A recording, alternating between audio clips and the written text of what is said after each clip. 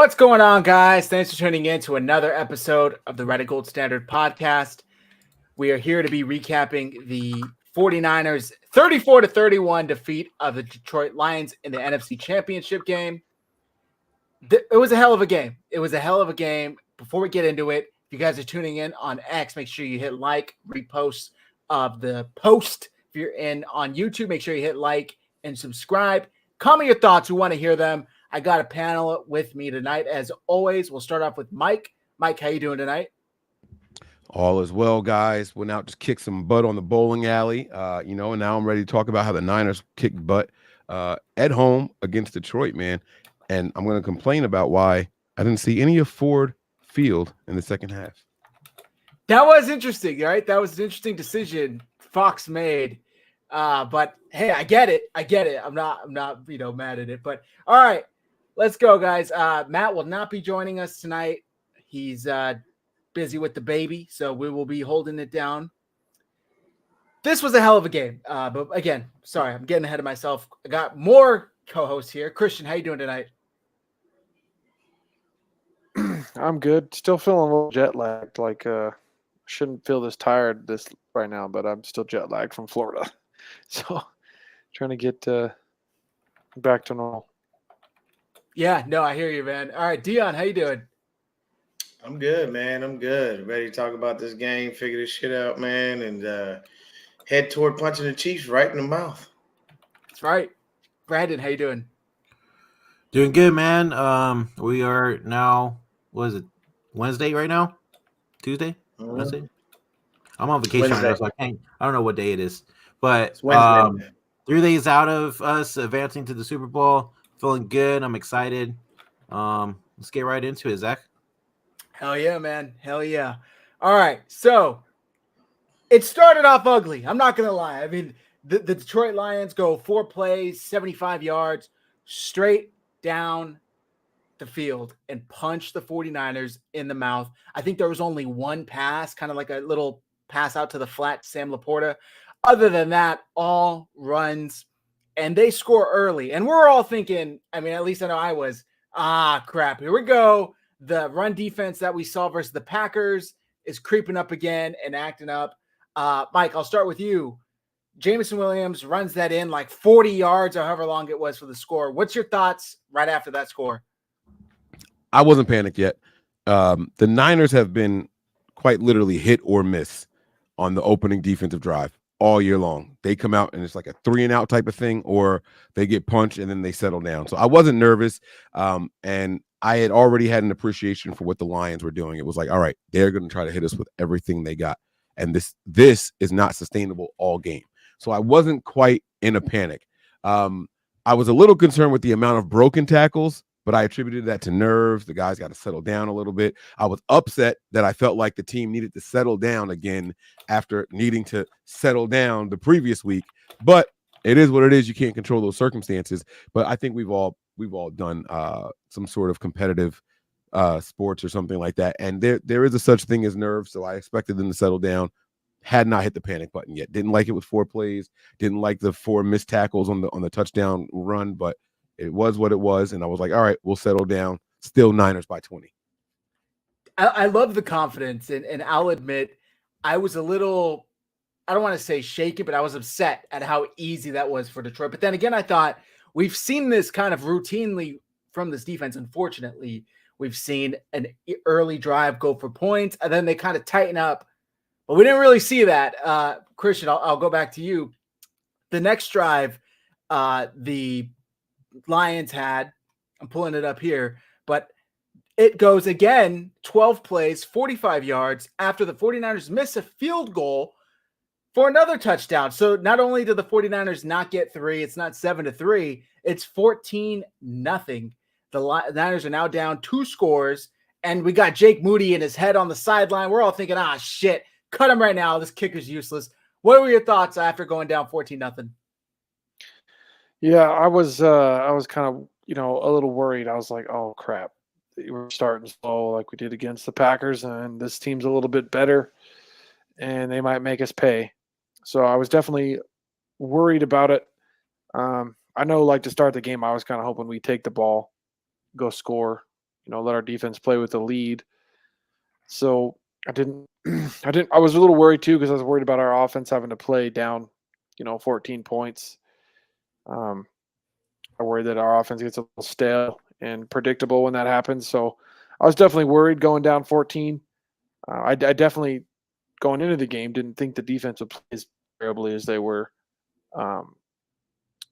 But I also was thinking that I wasn't really so much on the players as I was with the scheme and like the way Wilkes was calling the defense.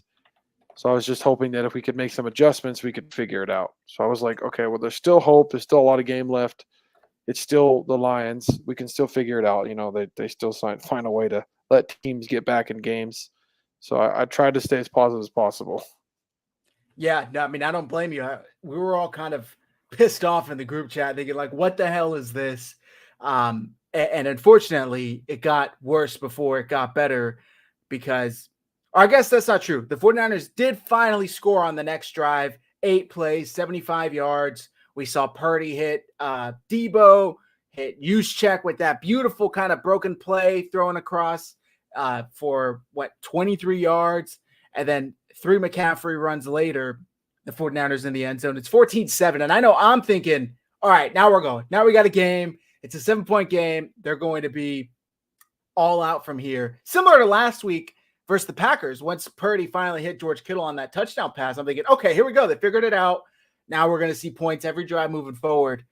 That was the case. The very next Lions drive, the 49ers get a stop. So I'm thinking, okay, perfect. They're going to tie it up. Lions went 7 plays, 29 yards, and punted. But then, Brandon, the 49ers go 5 plays, and Purdy throws an interception. Now, I get it. His arm's getting hit while he's throwing the ball. Didn't look like the best throw to begin with, maybe the best decision to begin with. What are your thoughts here after that interception? Honestly, man, after that interception, I was like, oh, dude, this is it. I think we're done. I'm going to be honest. I really thought that we were done. That first half I was dying, but I was watching with my sister, my brother-in-law, and a couple of friends, and they're like, no, like, don't give up yet. It's just barely the first half. There's tons of time. I'm like, I don't know, man, because our defense is looking horrible. Purdy just threw that pick. I wasn't feeling good at all, man. I was worrisome. My heart rate was through the roof. Just a lot of negative thoughts going through my mind during that time. Yeah, I don't blame you, man. I really don't. It was tough. It was tough. And then after that, again, they take the interception. They go 5 plays, 46 yards, get a touchdown. It's 21-7. It's 21-7. And we're all thinking, holy crap, this Niners team that we just saw have this brilliant come-from-behind victory last week is now down 2 scores to Detroit at home. So I was stressing because then after that, the Niners go 3 and out. 3 plays, 0 yards from their own 25, which I know all of us were kind of like, okay, that's a little weird. So that happens, and then the Lions get the ball with 4:59, basically 5 minutes left in the half. They go 17 plays. Mind you, all of you guys, and I'm sure you all remember, this drive included conversions on 3rd and 12, 3rd and 18, 3rd and 7, and then they go for it on 4th and goal.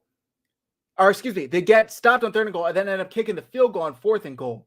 So I'm thinking the whole time this drive's going, we're all thinking, okay, 49ers can get a stop, get the ball back, and then lap them, which is what Kyle Shanahan loves to do. Score at the end of half, score at the beginning of the next half. That didn't happen. That didn't happen at all.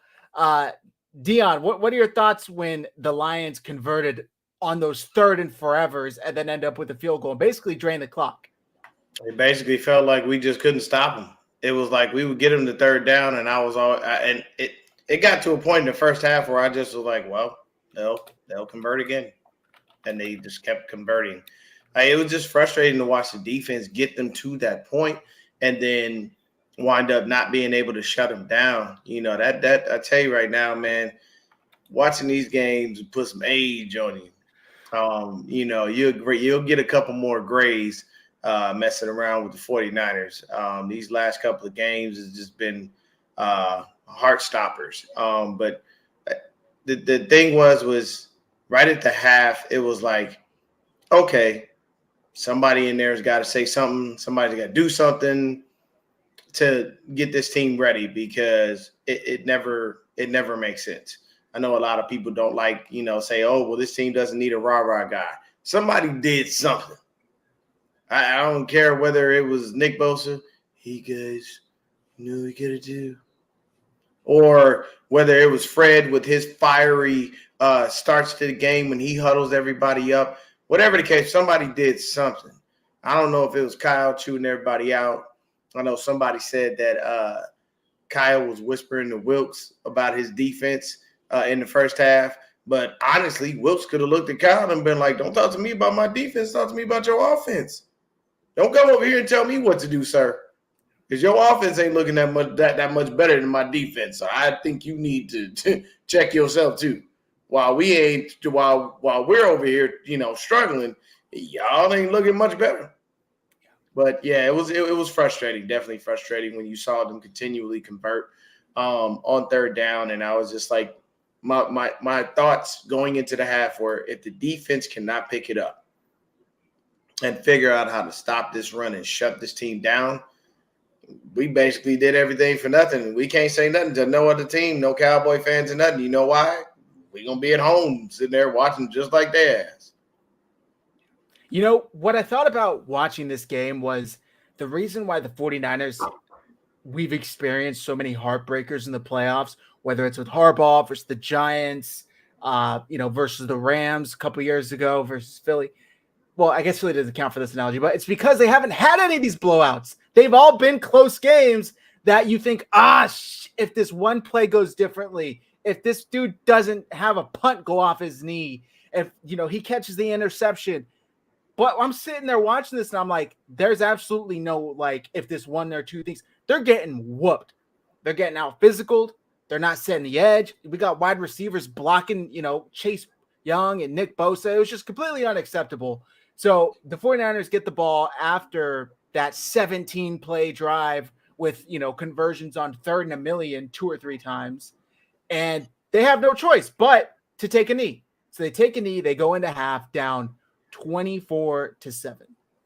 And all of us are like, shit, man, this is going to be tough. And Mike, we're not in the chat with you, so I know you don't know this, but I would like to think, and I'm going to pat myself on the back here, I was one of the few that never gave up. And I actually said, don't worry, guys, we're going to witness the greatest comeback in franchise history right now. And I'll shout out Perry, because Perry was the only one. Maybe he was laughing at me and just messing with me. But he said, yes, we will. We're going to see it. And sure enough, the 49ers come out of the third quarter. They get the ball to start. And they go 9 plays. They get all the way up to the Detroit 25, 3rd and 8. And I'm thinking, here we go. We're going to convert. We're going to hit this. And unfortunately, Purdy kind of overthrows Juwan Jennings. I don't know if Juwan was on the same page or not. But they don't convert. So it's 4th down, and I'm like, shit. Here we go. Jake Moody, after he missed a field goal not too long ago, he's trotting back out here to kick from the 25 to 35? Or no, 25, yeah.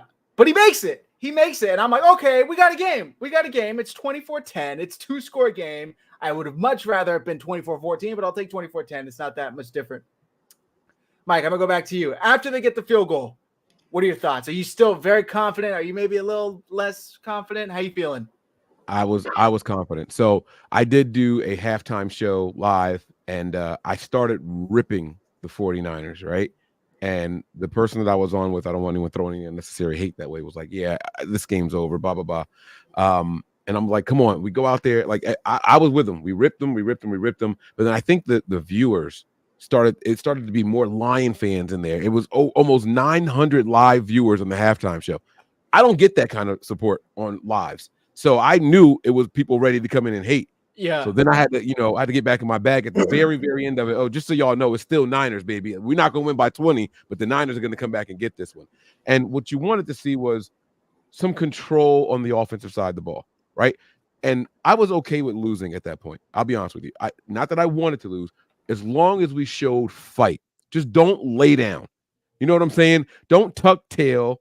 It's a lot of game left for y'all to just go out there and just play like, yeah, you played the whole first half. I don't want to see these stupid turnovers. I don't want to see a successful touchdown drive that had more run plays and passing plays, and then you come out and throw the 3 out of the 4 plays afterwards, and you throw a pick. I don't want to see that. Show me some consistency. Show me that you can adjust. Show me that you can at least compete. If we end up losing, we end up losing, but don't go out like that. And so we come out the halftime. We drive down the field. The drive looks pretty good. And then we settle for a field goal. One, I was extremely happy that Kyle had the confidence to run his kicker out there. The second thing was I love that it was lined up on the same hash side, the right side, that Moody seemed to struggle with. Moody's kicks all seem to curve to the right. Here I am pointing to my left because it's inverted, but Moody's kicks all curve to the right. And I was like, he's going to do this again. Just like the first one, he's going to miss wide right. But I love the fact that Kyle had the confidence. I said, if nothing else comes from this, Kyle said, I still believe in my players. He could have went for it. He could have tried to go for it, but he took that and took that opportunity to teach his kicker and his team something. It said 2 things. One, I believe in the kicker. And even if he misses, I believe in the defense now. I think we made some adjustments. And so I was happy. Up to that point right there, I was like, all right, we're back in it now. The defense has to do something, though, and reward us here. The defense has got to show that they can hold. Yeah. And I have your YouTube channel up on a separate tab. That video, that halftime video's got like 6,000 views. Like, it was crazy. And I remember looking at it because I saw it pop up on my feed, and I thought, I wonder what they were like. So again, we're not in the Niners. You're not in the 49ers house. So we haven't really talked since the game. And I did see you end it with that. A lot of people were like, hey, at least credit to Mike. He still never lost the faith at the end. And I agree with David Yang here. I never felt that we couldn't score. I just felt like we couldn't stop the Lions on offense. I didn't necessarily feel like that much, but it was concerning because I'm like, even if it's like when you're down in basketball, right? You can't trade buckets if you're down 20 points with 6 minutes to go. Like, you got to get buckets and then get stops on the other end. I was concerned with the 49ers' ability to get stops on the other end. But little did I know the spirit of Patrick Willis and Deion Sanders, and, they're still alive, but their spirits popped into the Levi Stadium locker room and possessed Fred Warner and Dre Greenlaw. Yes, go ahead, Mike. I just want to know. I know we're not at the very end. Do you guys feel like, I hate when people say it, so I'm going to ask the question the way that I hate people say it. The 49ers didn't win this game. The Lions went out there and lost it. Do you guys feel like they kind of abandoned the run and led us back into this game? Because I would understand if people said that. No, I'm gonna say no, and I'm gonna tell you why. Because they tried running. Yes, should they have ran it more? For sure. But when they did, suddenly they couldn't block any 49ers. There were 2 to 3 Niners players in the backfield instantly. And it's almost like the 49ers were sharks that had been getting punched in the nose. They say if you see a shark, whack it in the nose. It's like there were like 20 surfers out there jumping a shark, and the shark's all beat up. And then one of the idiots cuts his knuckle as he's punching in the last punch, and he starts bleeding. And the 49ers are the shark that smelled the blood in the water. It's almost like it smelled the fear. So it was a perfect mixture of the 49ers who were trying. But then as soon as they smelled the blood, they were done for. The Lions hadn't been there, younger team, younger coach. And the 49ers were like, we got this. It's easy. It's ours. Brandon, go ahead.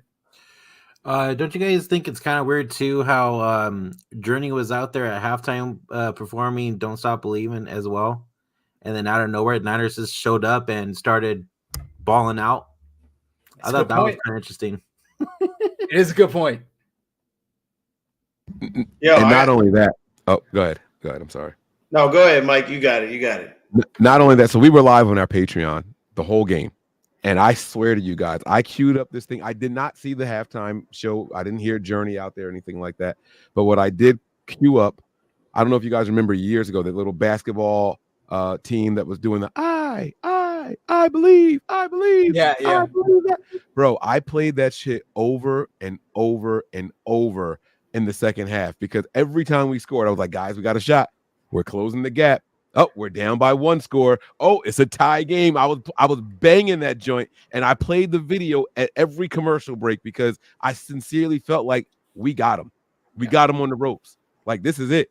Like, this is what it was. We took their best shot, and the worst thing that we could have done to them is tie it up. But I know we're getting ahead of the score thing, so Dion, I'm sorry.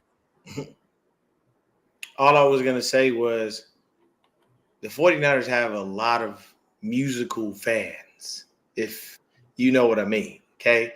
Going all the way back to the Joe Montana days, Huey Newton and the News, or I don't think that's Huey his Lewis. name. Huey Lewis. There you go, Huey Lewis and yeah, those guys. They love the 49ers. Like, we have so many musical fans, it's insane. 2 Chainz is randomly a 49er fan. You know what I'm saying? Of course, Future. Yeah, you've got 40, you've got Locksmith, you got Metallica. Peter, you got Saweetie, you've got we have so many musical fans. Heck, look at the wrestling. The Usos, they daddy Rikishi. You know what I'm saying? The Rock is a closet 49ers fan. He don't want to come out and say it, but he is. Like, celebrities love this squad. And you know, if they come out and play Don't Stop Believing at the half, it's like that's almost an ode to the Niners to basically say in so many words, you still got a whole half of football. The game ain't over. Like, my thing at halftime, honestly, was it's not out of reach. And at least we scored. I didn't like the fact of what happened, but I never lost hope. I was definitely worried, but I never lost hope that we could come back, only because of knowing there's a whole half. Plus, we at least scored once in the first. Like at least. If we didn't do that, if we didn't score at all in the first half, yeah, I'm pretty sure I'd have been down bad a lot worse, because I'd have been like, damn, you can't go in 24-0. And we all know Kyle's record when he goes into the half or even into the fourth quarter losing, and nobody wants to deal with any of that. So it definitely worked out well, man. But it just, one thing I can say about our squad is we are very resilient. And at the same time, we have way more celebrity fans than you. There's not other rappers out there repping their squads like that. Like, Eminem showed up to the game. That's good. I didn't see Trick. I didn't see Royce the 5'9". I didn't see Big Sean. You know what I'm saying? There's some Detroit folks out there. Shout out BMF. Southwest T is out. I ain't see him at the game.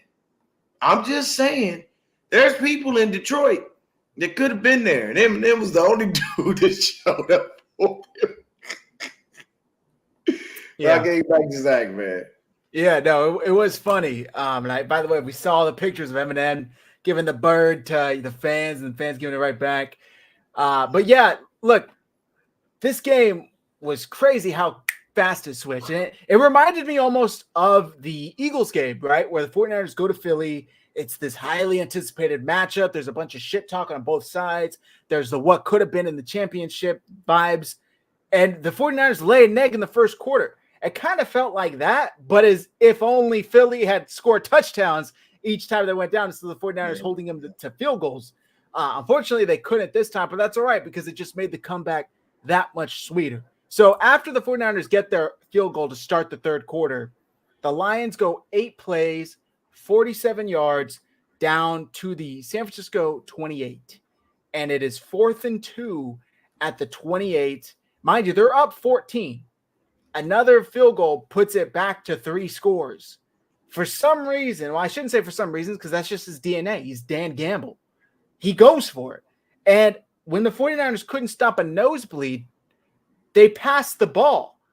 And they pass the ball, and it falls incomplete. So they turn the ball over on downs.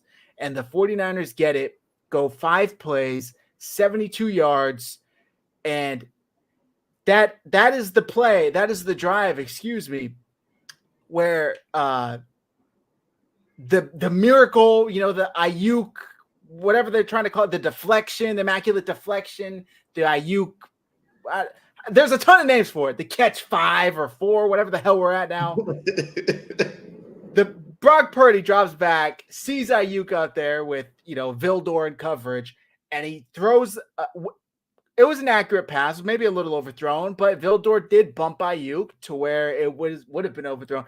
And Vildor goes to catch it, and it hits him square in the face mask. And Ayuk, the ability to just stay focused and almost have that Spider-Man sense of like slowing things down in present time. And he's able to catch the ball and not only catch it, but tuck his shoulder to where there's no debate. There's no question. Did the ball bounce? Did the ground help? No. This man tucks his shoulder, catches it with his back on the ground, and the 49ers are down to like the 2-yard line. As soon as that play happened, I said, we're winning this game. There's absolutely no way the 49ers are not coming back. That type of play goes down in history, in NFL history, and that doesn't go down in a loss. Nobody remembers the T.O. catch or the Vernon Davis catch or Dwight Clark's catch in a loss. That's a winning play. So 2 plays later, who else but Brandon Ayuk gets open in the back of the end zone, and Purdy delivers a dart. That ball came out a million miles an hour, in between a safety and a corner, outstretched arms. Didn't matter. That ball basically transported to Ayuk's chest. And just like that, fellas, it is 17-24. A 17-point lead has now been reduced to 1 score. And the 49ers kicked this. Mike, do you have something to add? I was just going to say, this is the second 10-point swing in this game. So you guys got to remember, when we missed our field goal, they score on that very same possession, right? So that's a 10-point swing. They went for it instead of taking the 3 points, and we score on the very same possession. So now your 10-point swing gets wiped out. I just thought that was so critical to the mindset of everybody in that stadium, everybody watching at home. Like, it was like, oh my God, here it is. Like, it felt like fate from that moment on. Like Zach said, it was incredible. Yeah. Like, I'm getting goosebumps just talking about it now. It's crazy. It was insane. It was absolutely insane. There's no other way to describe it. And once that happens, the crowd, and I want to credit the crowd forever, who the hell ever had $3,000 to spend on a ticket for this game. They never went out of it. They never went out of this game. I don't care if they were down 10, 17, went all the way up 17. Doesn't matter. The crowd got loud. And as soon as that catch happened, Kawakami, Jennifer Lee Chan, Mayoko, they said they never heard the crowd louder. So you feel the momentum. It's almost like it's tangible. Like you could grab it in the air right in front of your face. You could feel it from my living room shifting to the 49ers. It's a real thing. I don't know how to describe it. Anybody who knows sports knows it's real. And sure enough, what happens the very next play? The running back for the Lions, whose name is Jahmyr Gibbs, takes the handoff and goes into the pile. And Tashawn Gibson, I'll give him credit and say he was trying to punch that ball out. That man was trying to grab him with whatever he could. And what does he grab him by? The ball. Grabs him by the ball. The ball pops out. And who else but Eric Armstead, the longest tenured 49er, is right there to fall on it. Yo, I'm screaming at my TV. I can't believe what I just saw. I'm thinking, God is a 49ers fan. There's no other way this could happen. But we get that lucky catch. 2 plays later, Jahmyr Gibbs is fumbling. By the way, shout out to Steve Wilkes, because afterwards he was saying, we noticed 2-6 carries the ball kind of loose. So all week I was telling the guys, punch it out. You're going to get one. It came at the perfect moment. Tashawn Gibson, such a heads-up veteran play to punch that ball out. Christian, I'm going to throw it back to you. What's your reaction when that happens? I was on the plane, right? I was flying back from Florida to Utah watching the game, and so I can't really cheer. I have to be quiet. And my wife's sitting next to me, and I'm like, we just scored, and after that catch, I thought, okay, we're probably going to win this, right? And then the first play happens, and the first thing is I turned to my wife. I'm like, he fumbled the ball. We got the ball. We're going to tie it. We're going to win this game. And I'm like, that I literally, because I couldn't scream or yell or get excited because I'm sitting on a plane. And if I act like an asshole, then I'm going to get in trouble. So I'm like, we're going to tie it. We're going to tie it. And I was just ecstatic. I couldn't believe it. I was like, I couldn't believe the way the momentum swung and how everything that needed to happen just happened. I was like, as soon as we got that fumble, I knew we were winning. Yeah. I was just like, I knew we were winning after we got that fumble. I was like, yep, we're winning this game. Yeah. There's absolutely no excuse for it other than that's the way things were destined to be. That's why I keep telling you guys, this is destiny. Before I get into this, we got a super chat from our guy, Gray Fox 198. He said, I was at the game, and when the fumble happened, I grabbed my wife with both my hands, shook her. Momentum has shifted. We're going to the Super Bowl. I need you to scream with me for the rest of the game. The team needs you. That's right, Gray Fox. Man, that's awesome. You're at the game. That's fantastic. And I want to shout out Ash because as stressed as I was, this woman was sitting there on her phone, not a care in the world. And it's not because she doesn't care, but she's like, I don't believe we're going to lose this game. Like, I don't care how bad it looks. They're coming back. Like, they're just she was so confident, and that instills some confidence in me. And my dad, too. My dad's like an hour and a half south. He's texting me every play that's happening, like, don't worry, we got this. It's our game. It's coming back. Our game, our time. That's kind of our saying. Our game, our time. So this is instilled in my head, right? There's no way the 49ers are losing this game. I don't care how bad it gets. And as soon as they get this fumble recovery, they're already at the Detroit 24. Purdy hits, Kittle. It's a 1-yard loss. Purdy, this is when we start to see his legs kind of turn in and make it a factor. Scrambles for 21 yards. All the way up to the Detroit 4-yard line. And by the way, Debo, if you don't move your fat ass next time Purdy's scrambling, that man ran right into the back of him. He hit him right in the cheeks, and he goes down. If Debo gets out of the way or tries to pick up a block maybe, Purdy's running right into the end zone untouched. But that's for another story. It's another day.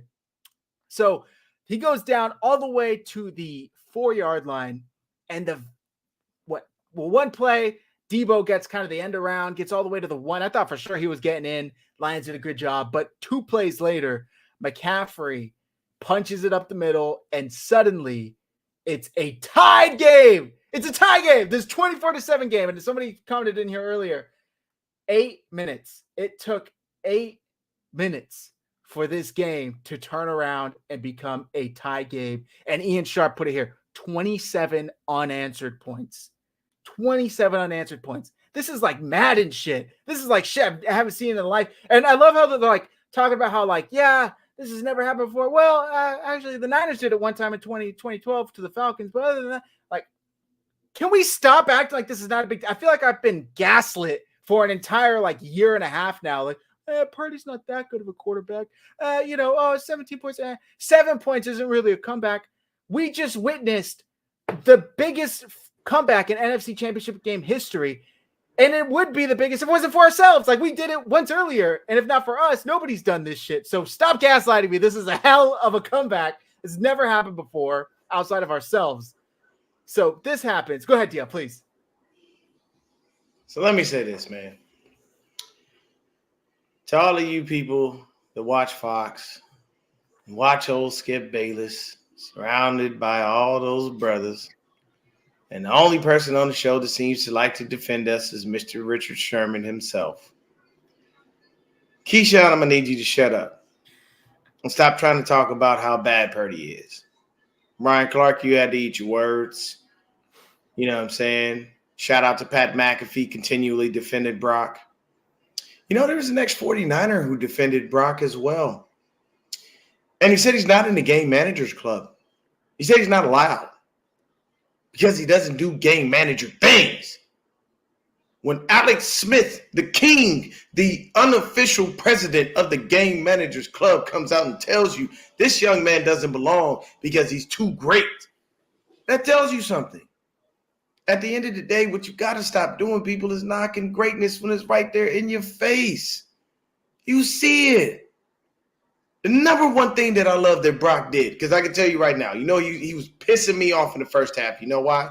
Standing in the damn pocket. He's standing there.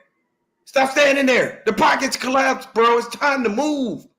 No, you want to stand in the pocket, keep delivering the ball. No. When the pocket collapses, move.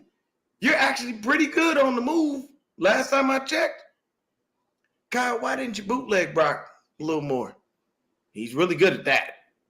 You know what I'm saying? Second half come, that man start using his legs. I'm sorry for all of you people out there that hate on Brock Purdy. You need to stop hating on the greatness. Now, I'm gonna say this, and I'm gonna preface it by stating this. I am not saying Brock Purdy is Jesus Christ in any way, shape, or form, because none of us are, for those of us who do believe. But the young boy got an anointing on him in some way, shape, or form, because there ain't no way he keeps pulling off these miraculous victories, and it's just that. The IU catch, to me, I don't call that luck. I call that focus. He stayed through the play. Luck would be him being at least a good 5-6 yards away and running and jumping to make that catch. That man saw that ball in the air and did not give up, not once. And you saw Ayuk bail Brock Purdy out in the first half. Why? Because he overthrew him. And what did Ayuk do? What every good receiver should do. He turned it to a defensive back and knocked the ball down.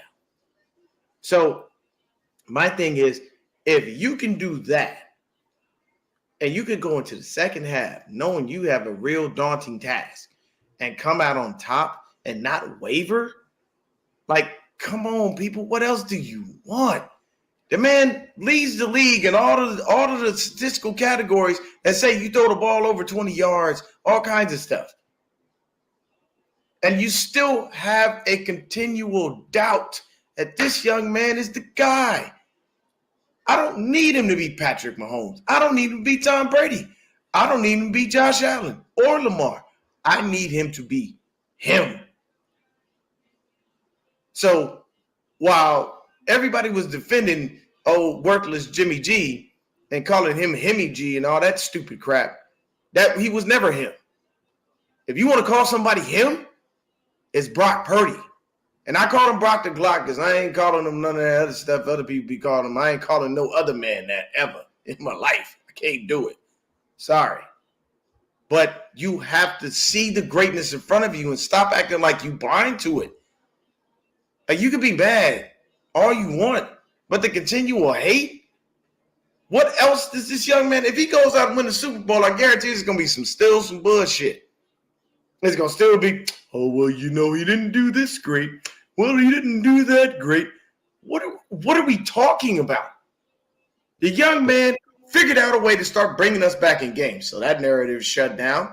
He throws the ball well over 20 yards. That narrative is shut down. He wins. And he does it in a better fashion than anybody we've had in the last couple of years. I can tell you right now, with all 1,000% certainty, if that was Jimmy in that game, we lose. I know it. He don't have it in him. Mm-hmm. Brock does. And when we go in and play against the Kansas City Chiefs, the minute something seems off to him, he's going to take shit into his own hands. And when we win that Super Bowl, I'm laughing at everybody. I'm laughing in people's faces. I'm talking shit. Hell, I might get into a couple of fights just because of how cocky I'm going to be when we get that ring. But you got to let go of the hate. The young man gives you way too much good things to talk about. And all you can do is try to focus on the fact, well, he's not this guy and he's not that guy. I don't need him to be them. I don't care about those other teams. I care about this team right here on my damn hat. It's simple. Let the hate go. Embrace the greatness that is right there in your face, people. Christian, you have something to add? I was just going to say, Mike, it's kind of funny. He, even like how Dion said, even if he wins, he'll still get it. I'm like, even if he wins, he's going to get the Eli Manning treatment after Eli beat Brady in 2007. They did the same thing to him, which is kind of, I think, funny because it's like a lot of people have been saying that, you know, Purdy's about to be Eli Manning's, you know, he's going to be the Eli Manning to Mahomes Brady. So it's just kind of funny, that connection, because Eli got that treatment after winning his first Super Bowl. So I think Brock will definitely get that same treatment even if he wins. Yep. Mike. And to both of those gentlemen's points, the script is already written.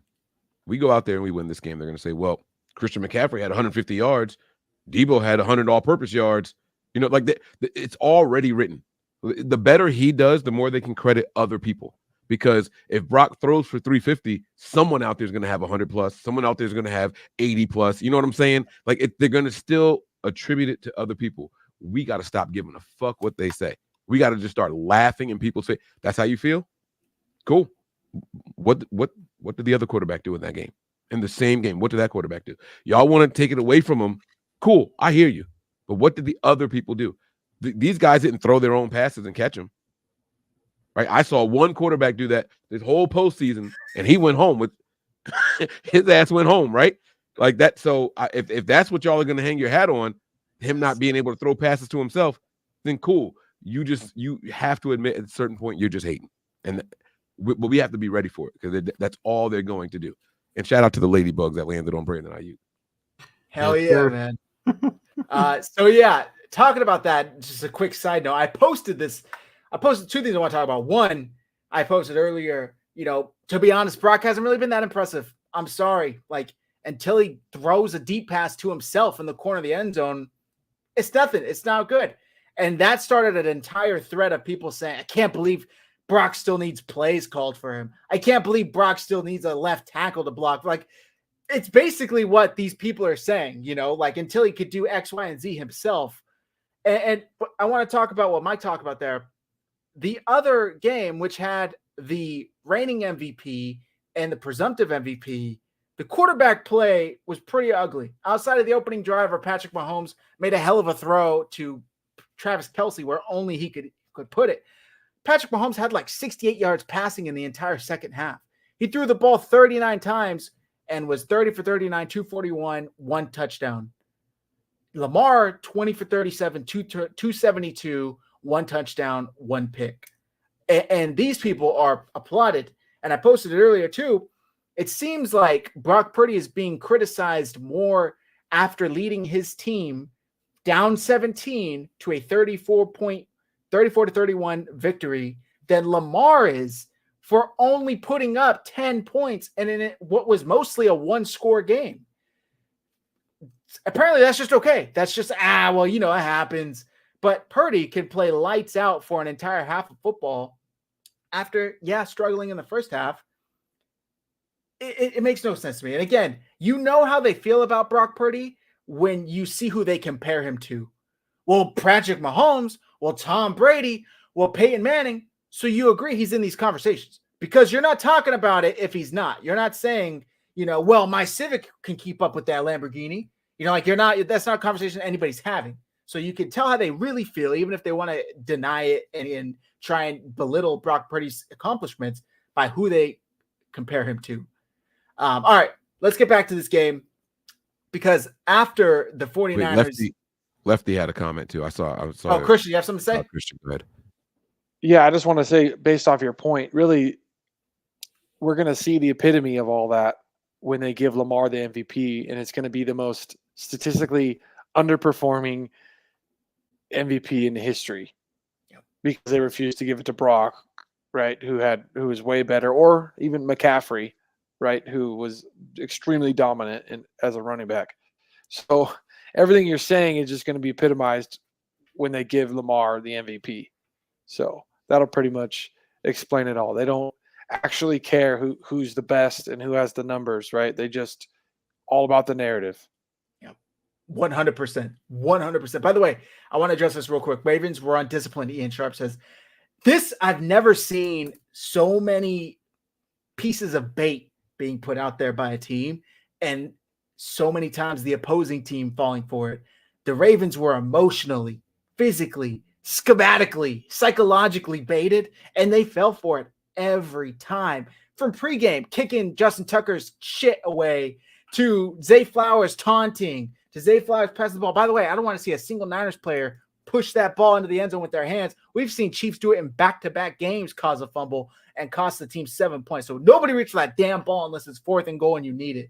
But yeah, the Ravens were extremely undisciplined. But back to this game. I keep going on these sidetracks. We got a super chat real quick from Gray Fox. Yes. Gray Fox 108. 2019 was Infinity War and 2023 is Endgame. Mahomes is Thanos and we're the Avengers. Well put. Gray Fox, man. Hey, Bro, That make Purdy oh Marvel? my God. I like that. I like that. That's just, yes. Does that make Purdy Captain Marvel? Because that's who was missing the first. That was perfect. But all right. So back to this game. After the 49ers tie this game up 24-24, their defense, who couldn't stop a leaky faucet up until this, third quarter, forces a 3-and-out. The Lions go rush for no yards, incomplete pass. And by the way, that third down incomplete pass, Josh Reynolds was open.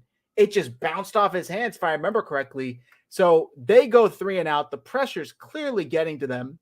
They haven't been here before, not used to it. It's completely different. 3-and-out, they have to punt from their own 20. The 49ers get the ball, go 11 plays. They take up 7 minutes of this third quarter, which goes into the fourth quarter.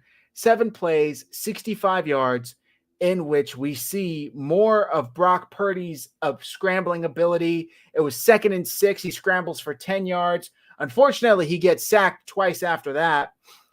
I want to talk about this 3rd and 19, though. It's 3rd and 19 at the Detroit 22-yard line.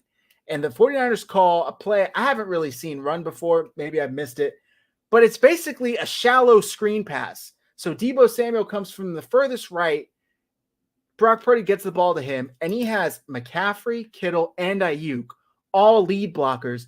And I guarantee, guys, you got to go watch this play. This play works if McCaffrey holds his block. Unfortunately, McCaffrey couldn't hold his block for long enough. Deebo damn near gets 10 yards as it is, but it ends up being, 4th down, 4th and 12. Jake Moody comes back out for a 33-yard attempt, and I'm sweating bullets. But at the same time, I'm thinking, this shit's already been written. We saw Ayuk go down. We saw a fumble happen. Now we just saw a 3-and-out. This man could kick a 60-yarder, and he's going to make it. Sure enough, never a doubt, straight down the middle. Jake Moody hits this field goal.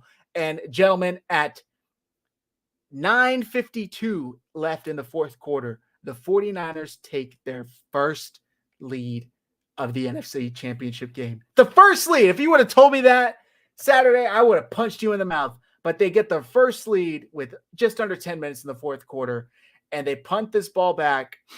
Before I do, Mike, how you feeling now? They just got the lead. We're finally vindicated. We're no longer looking like crazy fans who always say our team's going to win.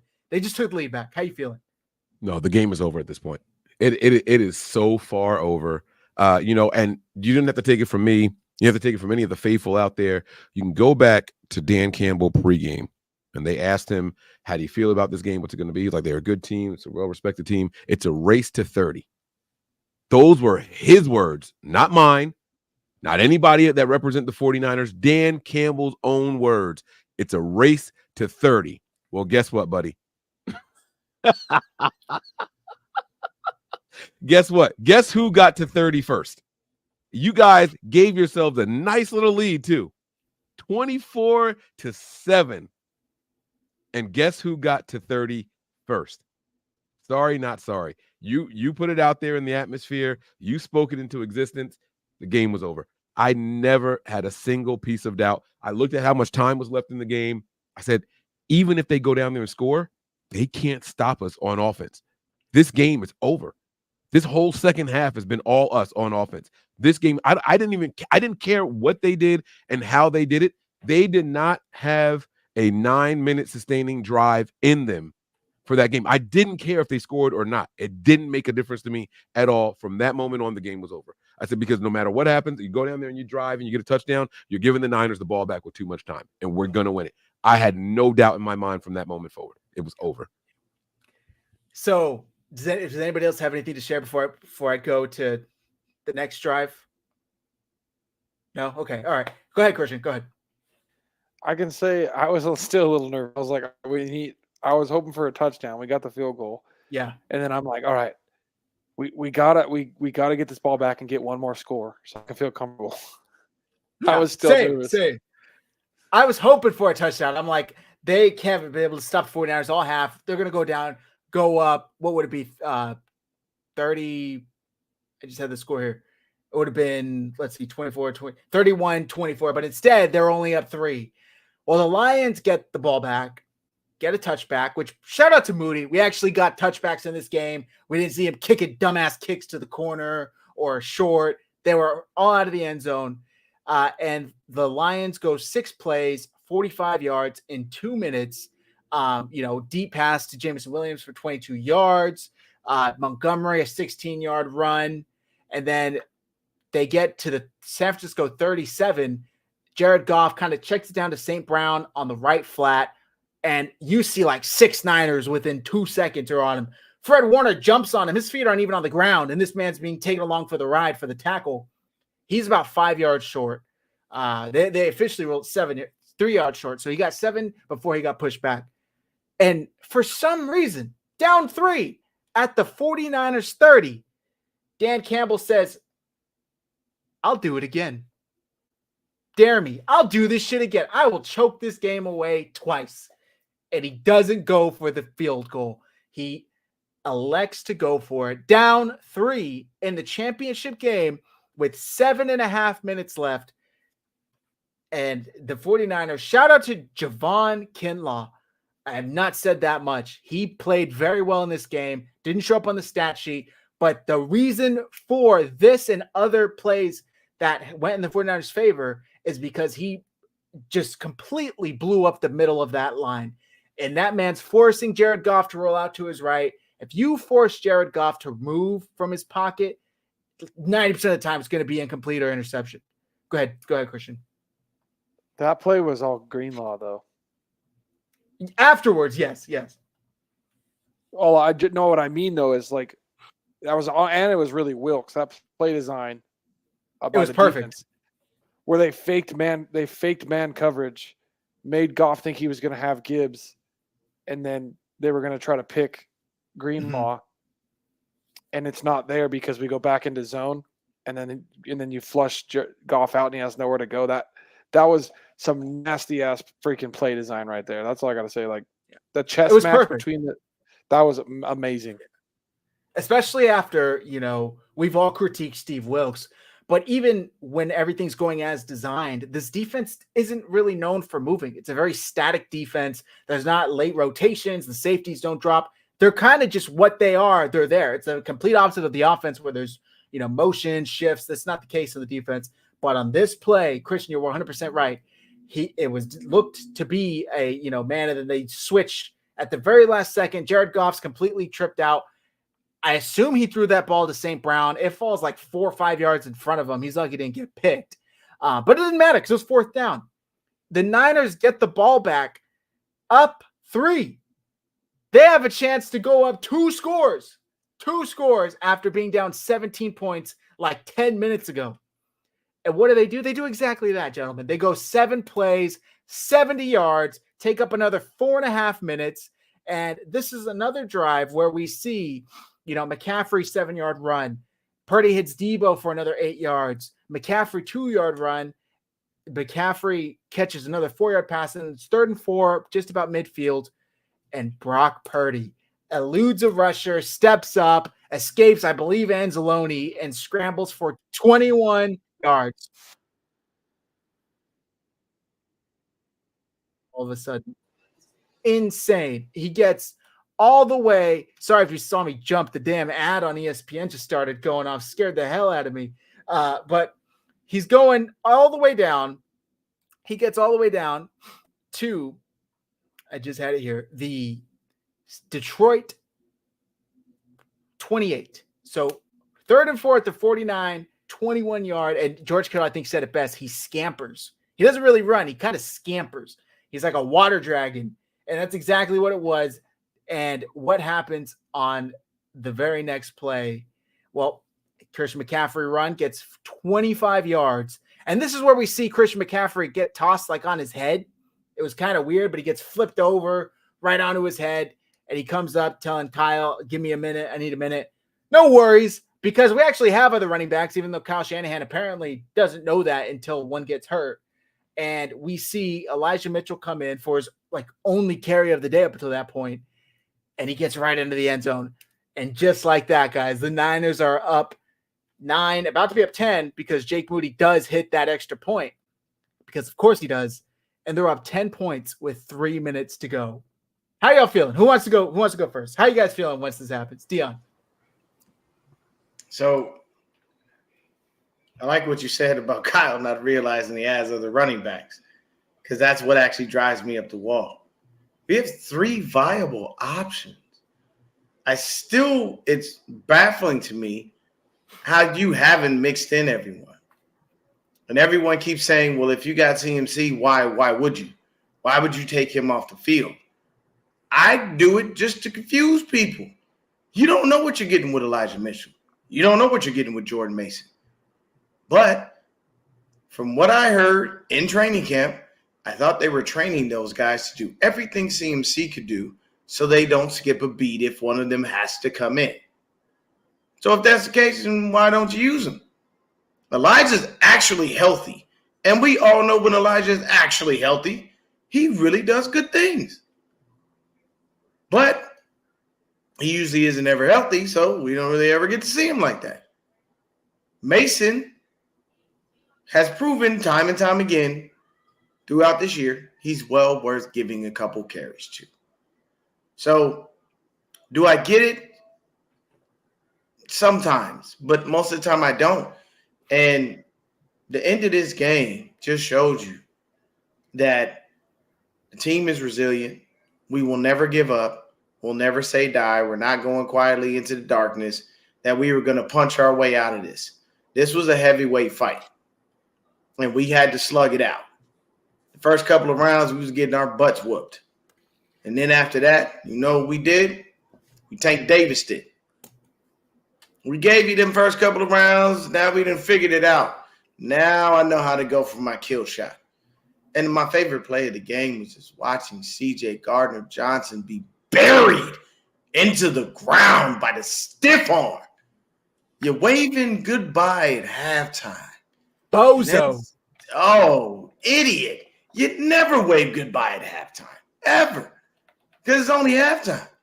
If that would have been the fourth quarter with 1 minute left and you waved goodbye, I wouldn't knock you. You know why? Game's over. Ain't no hope. You can't pull off them kind of comebacks in 1 minute. But you have a whole 30 minutes left of football, and you think that it's over. Don't look good for you now, bro. All that mess you were talking. Oh, look at that. Look at him. Yeah, look at it. I got it. Look at his watches. Look at that stiff arm. Sir, I'm going to need you to stop trying to tackle me. Go away. Need you to calm down. Look at this. Oh, my God. Perfect. He got the palm right in the face. He went right up. That man just that's the perfect time. That's the perfect time you use the video from The Longest Yard.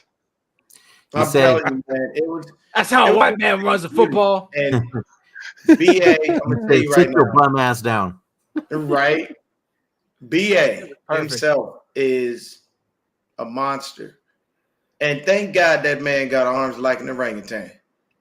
Because he wouldn't have been able to get to that ball if he didn't. That boy got some long, long arms. And I know Mike over there dying, but it's the truth. He got some long-ass arms, boy. You know that. You know that. But, hey, man, shout out to the deep. Shout out to Kinlaw, man.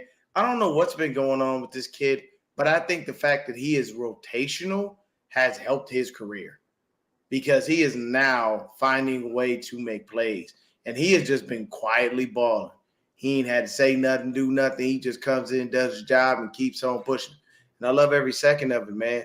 I think that this is a really good defense. We have to find a way to stop the run, though, because I don't need Isaiah Pacheco running all over us.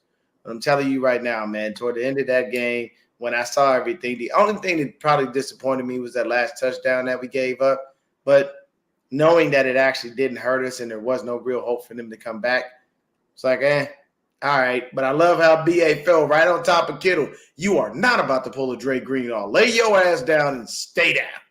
Like he fell right on top of him. He's probably telling him in his ear, don't go nowhere. Don't try to get up. I need you to stay here, right here. Don't move.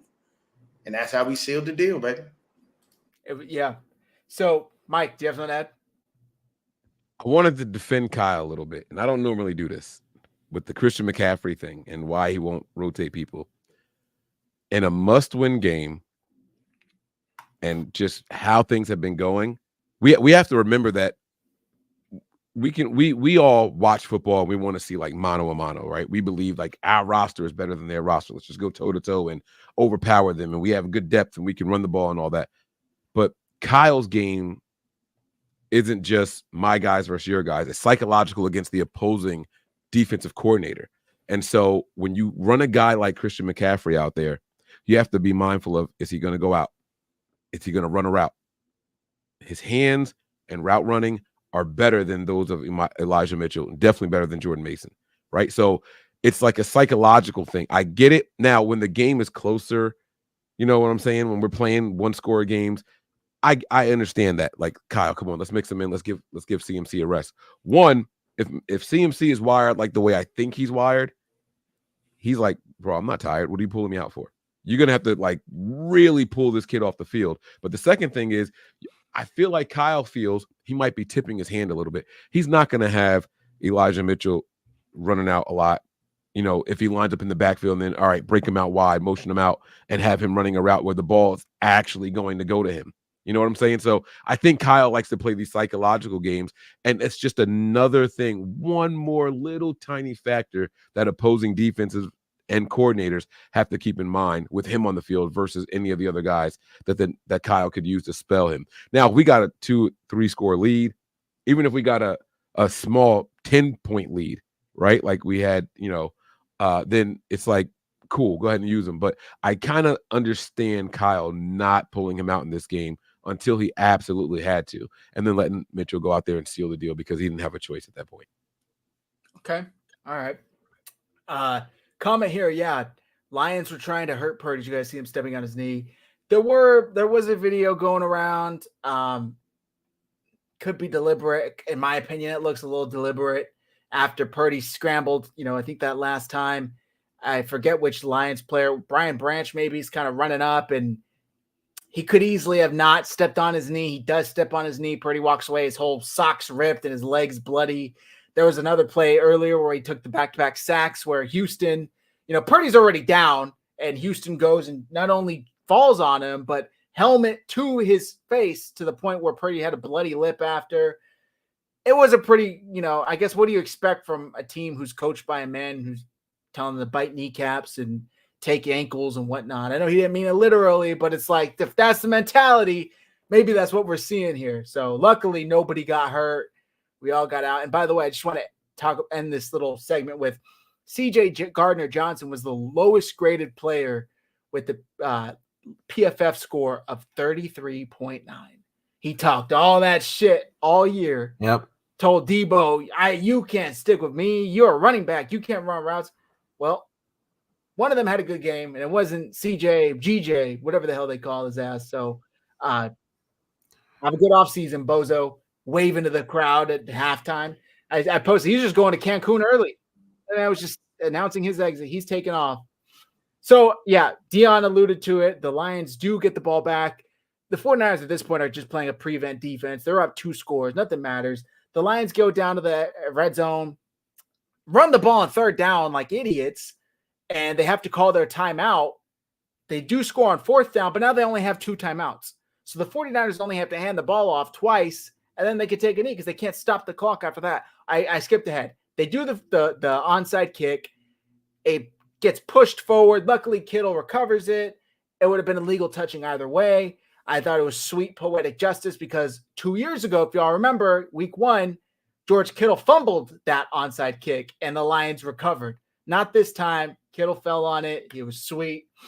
So I just want to share the stat. I want to get your guys' thoughts on this game before we start to wrap up here. But in the second half, Brock Purdy, after struggling in the first half, throwing an interception, second half goes 13 for 16, which includes throwaways, by the way. 13 for 16, 174 passing yards, 50 rushing yards. It's 49, but he lost one on a kneel down at the end. 50 rushing yards, 1 touchdown, no interceptions, no turnovers, and a pass rating of 132.8.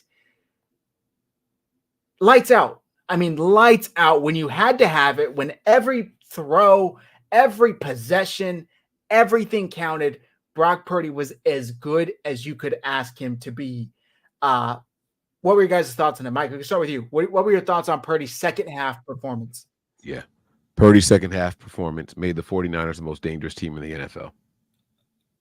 It's to me, it is that simple. They said we couldn't come back from behind, blah, blah, blah. Yeah, it's cool. I believed it when we had Jimmy. Niners aren't a team that's going to play from behind a lot. It's not a good thing. That second half showed you can officially never count this team out. It's over. Those days are behind us. And this reminds me of, I hate to compare it, but it reminds me of that Chiefs Super Bowl that they won against us the first year. In every one of those games, they were down 2 scores. In every one of those postseason games, they were down 2 scores. Now, granted, the Niners weren't down 2 scores against the Packers. It was only 7. But we, at some point, had to come from behind to win both of these postseason games, and they went on to victory. The Niners are doing that this year. They're doing that this postseason game. Now, we said it earlier, I can't deal with that in the Super Bowl. I literally might have a heart attack if we get down like that again. But I won't give up. I definitely won't give up. And neither will the opposing team, because they know you got to play us tough for 4 quarters now. And that was the kind of performance that if that doesn't silence the Brock Purdy haters, literally nothing will. Nothing will. So we just got to accept it and keep it pushing. Yeah. And by the way, after not having a single comeback victory all regular season, the 49ers have now had 2 back-to-back, and one of them being tied for the biggest ever. So if anybody else had any thoughts on Brock Purdy's second half performance, Brandon, Dion, Christian? Oh, yeah. I'll say this. Brock came out at that second half, and I called him Brock the Glock Purdy. So he came out with the Glock ready and loaded and was out there firing off, shots left and right. And the one thing that I can say is, man, the relationship between Brock Purdy and Brandon Ayuk is very special because they both tell each other pretty much most of the time, I'm going to be great for you. And they return that back to each other on a consistent basis. When you see what they've done this year, the connection that they have, it's unlike anything you've ever seen. When he points, hey, I see you. No, go here. And then here's the ball. When he darts that pass in for that touchdown pass, who else is going to catch that? It just made so much sense. His second half performance was a sight to behold. I was extremely proud of Brock for doing what he needed to do and making those things happen. And really quickly, I got to say this, man. Lions fans, do not be sad about your season. You guys have a lot to look forward to. You guys have a very promising future ahead of you. And I mean that in all sincerity. No, no malice intended when I say that. I'm saying dead ass. Y'all really have a good team. And you do have a good thing to look forward to. It wasn't this year because you came up against the buzzsaw that is the 49ers. And you thought you had us, but, looks like almost like the 49ers were playing possum. And in the second half, they decided to show up and say, all right, man, it's time to stop playing with them. Let's go ahead and smack them right in the mouth, let them know what's going on. But Brock's second half performance, exactly what Mike said are my sentiments. If that does not silence the haters, I don't know what will.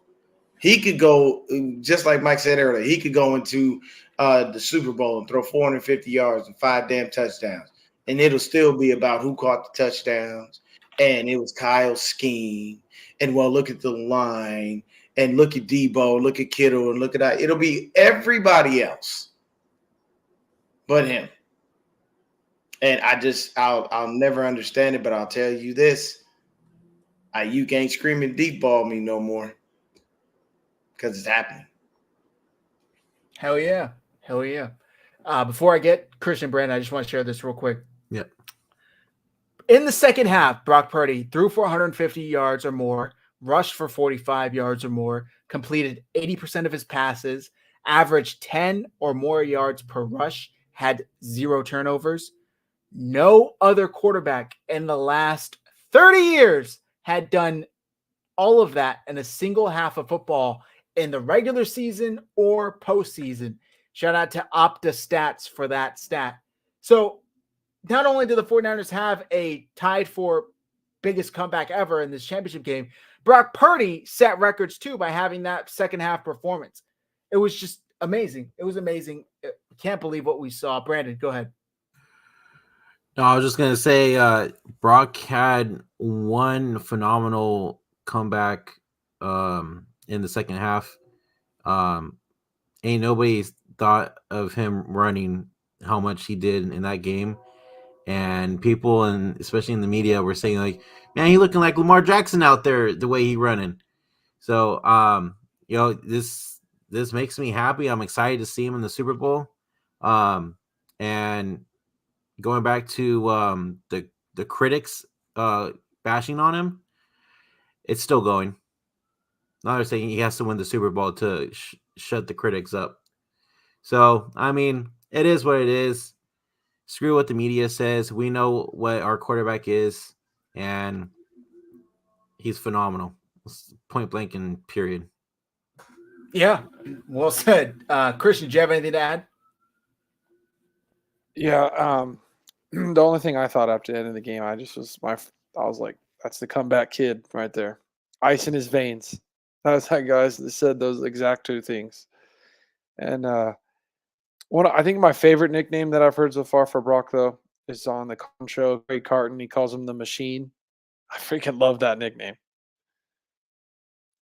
I don't know. I'm surprised it's only been him and it hasn't really stuck. No, and most people haven't noticed. But yeah, the Machine makes the most sense because he does everything, and he's never has any emotion, right, to the fact where he doesn't get rattled. It's a perfect. I think it's a perfect name for him. I like that. I like that a lot. Yeah, it was just an amazing game that will stand the test of time. This is something that we'll be able to rewatch, and especially because the 49ers in a week and a half are going to go on to win the Super Bowl, it's just going to be even that much more. I mean, this is a team of destiny type shit. Like that's the only type of wins that happen like this, is if that team is destined to go on and win it all. So everything's falling into place. By the way, Gray Fox, if you're in here, our guy Joey made this image that I wanted to share for you since you brought up Endgame and the Avengers. Let me see if I can. There we go. There's Brock as Thanos with the Chiefs player fading into the background. Do not wish any harm on this young man. This is just purely comic book like. We're not saying he's going to be murdered by Brock Purdy. That's why I put in the chat that Brock had to be Iron Man. Yep. You know what I'm saying? Brock had to be Iron Man. I have to give Kyle Doctor Strange, because that motherfucker be off his rocker every now and then. Got nothing but love for him, but he just be a little crazy here and there. You know what I'm saying? I mean, I gave Hulk to Nick Bosa just because of his sheer size. Now you can split Hulk between Bosa and Debo, because Debo crazy as hell. When he runs, but I mean, it just, when you look at the Avengers, you can find spots for everyone.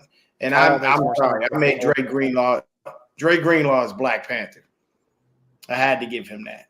You know what I'm saying? Kyle makes more sense as the Hulk, though, because when he's Bruce Banner, he's freaking smart and freaking amazing, and then when he's the Hulk, he's unruly and all over the damn place.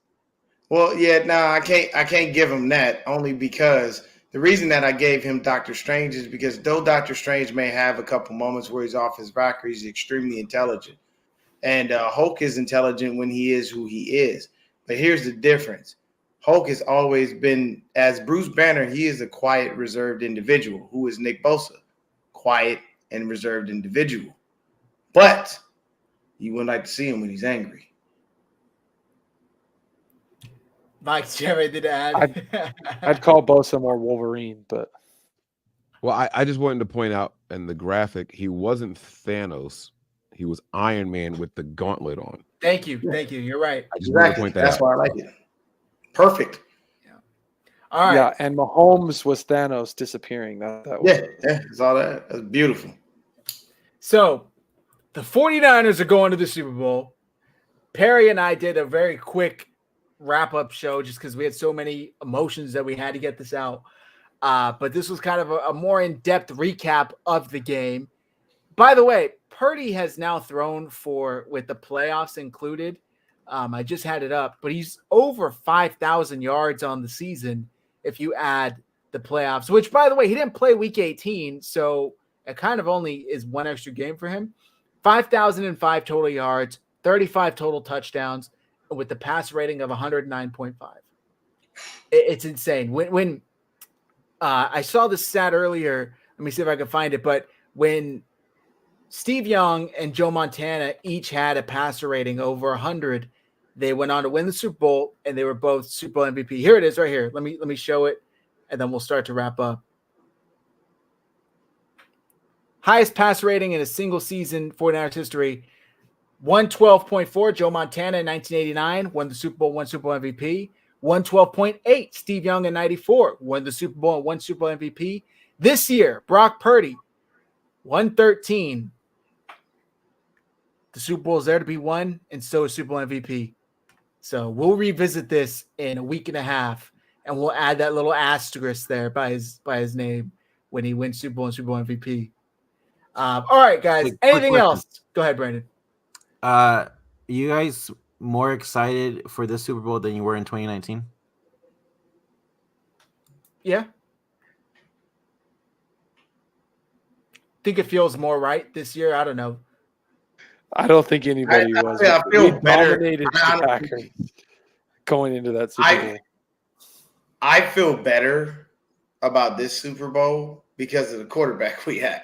I was not feeling that great. I love that we went to Super Bowl 2019, but I'm sorry, I had no faith in Jimmy Garoppolo. None. That just with Brock, I feel good. I feel actually comfortable now. Yeah, exactly. Oh, here we go with this idiot in the chat. He came in late, but he showed up to rear his ugly head. Thank you. Thanks for tuning in.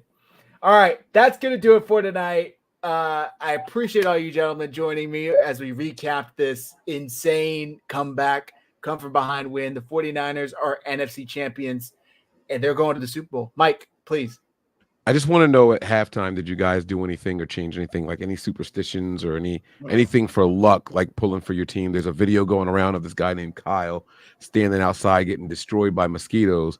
And she's like, why are you outside? And he's like, because every time I'm out here, they score. So this guy's like watching from his porch through the window, but they just keep scoring. And he's outside like just smacking mosquitoes and stuff. I just want to know if you guys did anything different. I talked to Tony about it. Tony had people over. He was watching upstairs in his living room. Second half, people left. He came and joined us on the live stream, but he was down in his man cave and stayed there throughout the duration. My daughters, they wanted a snow day twice, not last week, but the week before. They had 2-hour delays already scheduled by the school, but they said, we want the day off.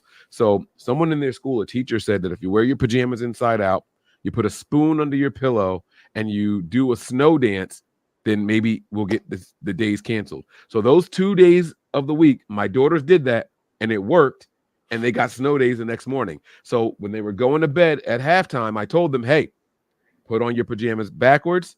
And I have like the foam fingers and the 49ers flags. I said, put these under your pillow and go to bed. Not only did they do all those things, they also did a 49ers dance. And it worked. So I just wanted to know if you guys did anything like, oh, I'm not changing, we're coming back. Maybe it's just me and my silly superstitions, but I just wanted to know if anybody did anything any different during the second half of the game.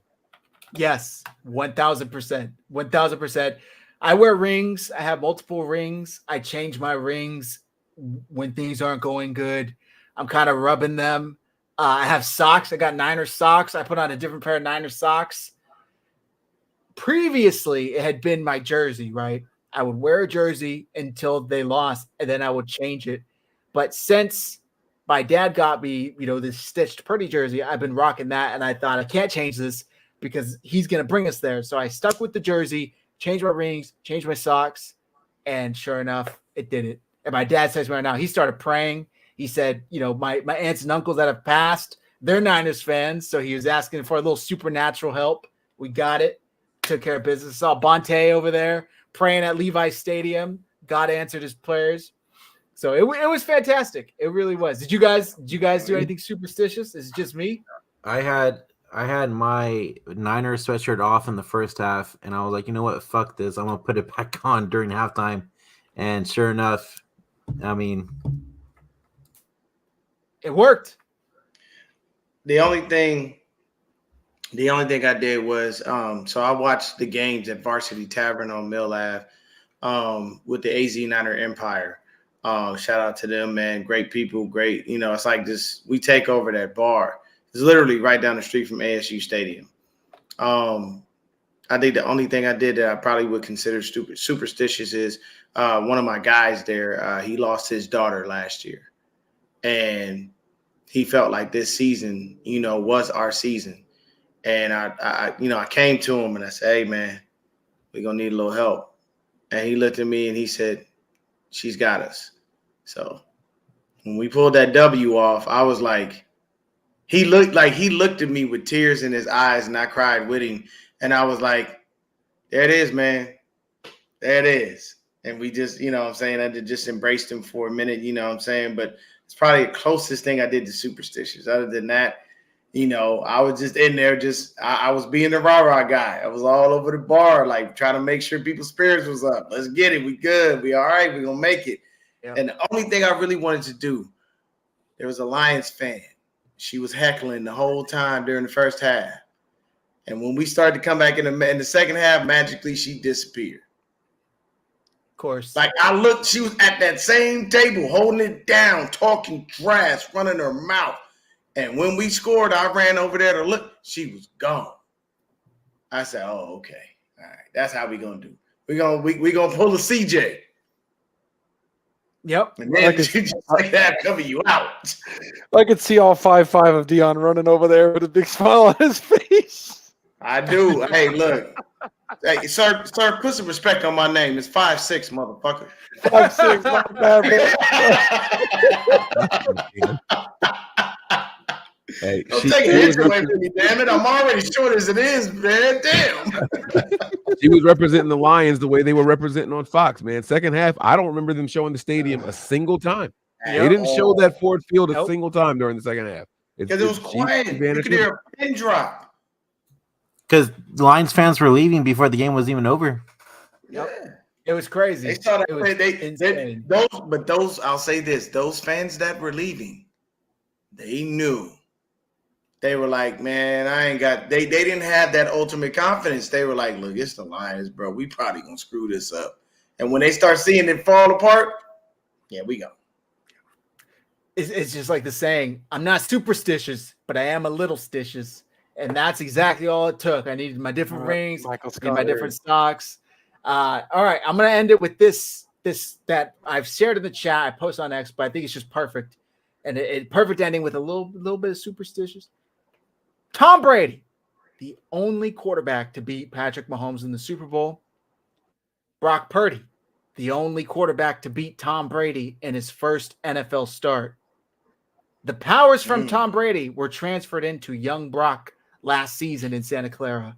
A lot of us were at that game to witness it. And now Brock, with the powers of said Tom, Bay Area Tom, is going into Patrick Mahomes to face Patrick Mahomes in Vegas. So it's got to line up, guys. And by the way, I saw Nick from Nothing But Niners posted this. When Brock took a knee Sunday night, it was exactly at 6:49 p.m. The 49ers are on their quest for 6:49. Wow. The signs are there. The signs are there. I'm telling you to bet your mortgage that the Niners will. I'm kidding. All right. That'll do it, guys. Thank you, everybody, for tuning in. Mike, let the folks know where to find you in case they don't already know. Yeah, so you guys, make sure you guys go to patreon.com/NB9ERS. Our regularly scheduled shows are going to be there until we can get the YouTube page back up and running. And you don't have to subscribe to a paid platform. I have found out a way that I can do things live, and you can subscribe for free. So we have a free tier, and then there's 3 other tiers that you can subscribe to. The other tiers will continue to have the bonus equipment, bonus shows and episodes, but the regularly scheduled programs are going to be on there for the free. So make sure you guys head on over there We will be back, and the Saturday before the Super Bowl, I will be doing the first ever for any 49ers content creator, the first ever 24-hour stream heading into the Super Bowl. And that will be on the YouTube page. You don't have to be a part of the Patreon. It will be a 24-hour live stream the day before the Super Bowl. So make sure you guys are there and watching. I'm going to be looking for crowd participation. If any of you guys want to come in for any moment, I don't care what time zone you're in, I'm going to be up at 4 a.m. trying to do this live stream. So it's 4 a.m. for me. You guys out on the West Coast, it's only 1. If you guys are up, you're drunk on a Saturday, you got done watching boxing. I don't care what you're doing. Just come in and tell me, Mike, you're fucking crazy and leave. I don't care what it is that you want to do or say. But I will be live the entire time. First ever 24-hour stream. I'm excited about this one. I feel this one. It's gonna be good. Let's do it. And that I'm sure that it applies to all of you gentlemen. If you are available Saturday, please go join Mike and talk some 49ers. But all right, that'll do it, guys. All of our handles are on the screen. Make sure you hit like. Make sure you hit subscribe. We appreciate all of you that have rocked with us this entire season. If you're new, thank you for joining the ride. Hit like, hit subscribe. The 49ers are in the Super Bowl. We'll be live next week sometime, Wednesday, Thursday, with Matt to preview the actual Super Bowl game. We just had to have an actual long show recapping what the hell we just saw Sunday night versus the Lions. They tried, came for the king, they missed, and the Niners took them down. With that said, guys, have a great night. Have a great rest of your week. Take care, and go Niners.